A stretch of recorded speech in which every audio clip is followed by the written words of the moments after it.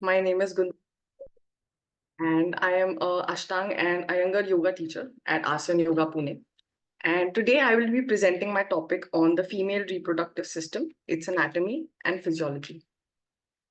And before I begin, I would actually like to thank all the content that we have got through the gurus and our acharyas from the ancient times, and all the Upanishads and the Vedas that they have written all those years back, all those decades back. And I would obviously like to also thank Dr. Nutan for sharing all her years and years of research and hard work through this course of Garbhasanskar.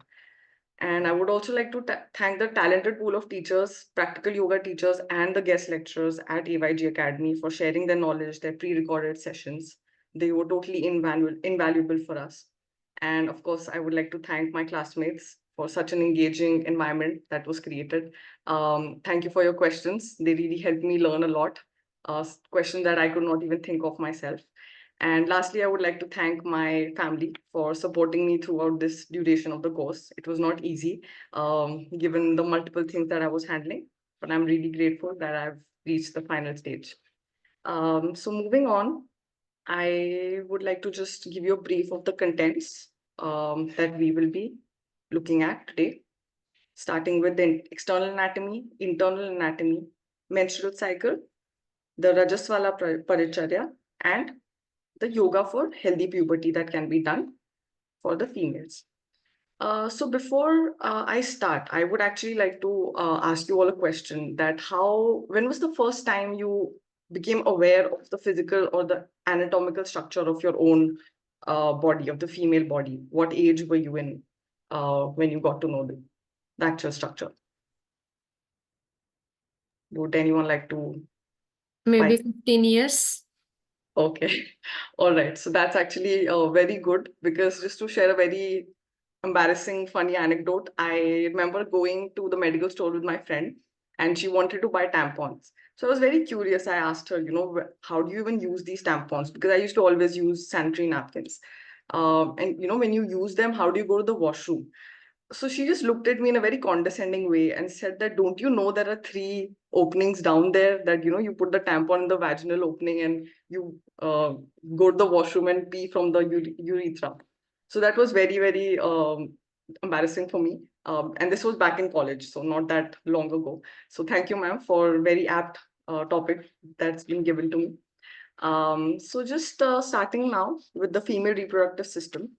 Very interestingly, it is a system which is actually not necessary for the survival of an individual. It's mostly used just for procreation, and it is a complex network, mostly of hormones and as well as certain organs that we will look at moving ahead.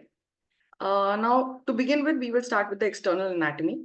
Now, we have the mons pubis, which is the pubic region of the external anatomy, which is a fatty tissue or the outer layer, followed by the labia majora, which is the outer lips or the outer region, which is a protective layer for the other external organs, followed by the labia minora, which is the inner lips.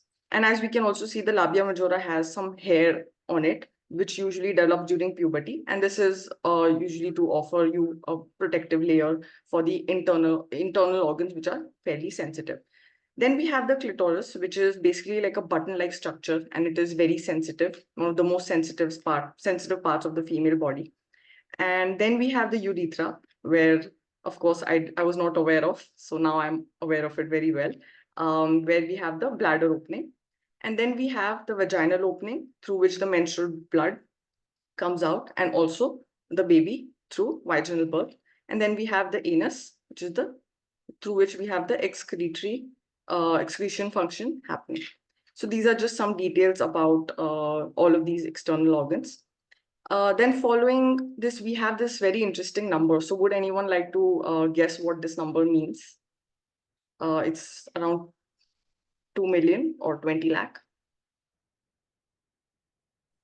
Eggs we are born with. That's absolutely right. So very interestingly, at birth, every female, you, me, everyone, all the females were born with around 1 to 2 million eggs in their ovaries. But once we reach puberty, it just drops down to around 3 lakh or 300,000 or around 5 lakh.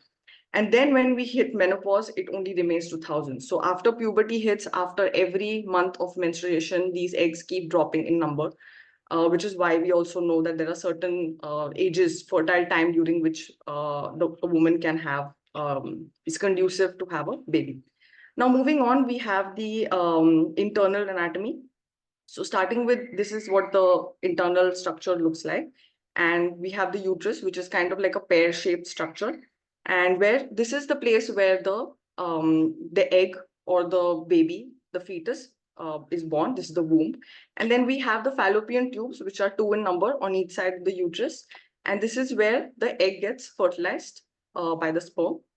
And we also have the ovaries, the white cloudy-like structure that's being held by the fallopian tubes. This is where the egg is produced, or the ovum is produced every month and released from the ovary through the fallopian tube and into the uterus.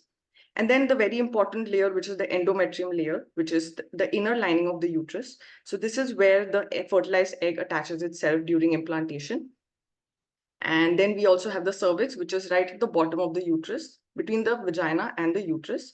And then we have the vagina, which is through which, the cavity through which the menstrual blood, and also, of course, during vaginal childbirth, the baby comes out. And of course, we have the fimbria as well, which is a part of the fallopian tube, which holds the ovaries together, both the ovaries together on each side. Once again, these are some more details about each of these internal organs. And of course, uterus, as we know in terms of Ayurveda, is the kshetra, or the location where conception occurs. So it's a very important part of the anatomy. Following this, we also have the menstrual cycle. So in case the egg does not get fertilized by a sperm, it exits the body along with the endometrium layer. So we have, the cycle lasts from around 21 to 35 days on average. And on average, it's actually 28 days for most women. And the first 5 days is mostly for the menstruation. And day 7 to day 16 is the post-menstrual phase. And within this phase, we have day 12 to day 14, which is for ovulation, or the ritu, or the fertile time during which the eggs are most conducive to getting fertilized by the sperm. And following this, we have the premenstrual period from day 17 to day 28. And of course, each of these periods are also characterized by changes in the doshas. So of course, during menstruation, we have a lot of downward energy. So it's vata dominance. And then during the post-menstrual phase and ovulation phase, we have kapha dominance, a lot of movement happening. And then we also have the premenstrual phase, which is pitta dominant. And of course, like we saw, there are some hormonal changes. So there are times when there are premenstrual syndromes or symptoms that we go through. And of course, during ovulation, we have an increase in hormonal levels, which is estrogen and progesterone levels. So this was the menstrual cycle. Now, following this, we also, have to take care of certain things during menstruation or puberty. So in terms of Ayurveda, it's called Rajasvala Paricharya, which refers to certain diet or lifestyle that needs to be maintained during puberty, or specifically during menstruation, which involves avoiding certain foods and only sticking to nourishing, warm foods.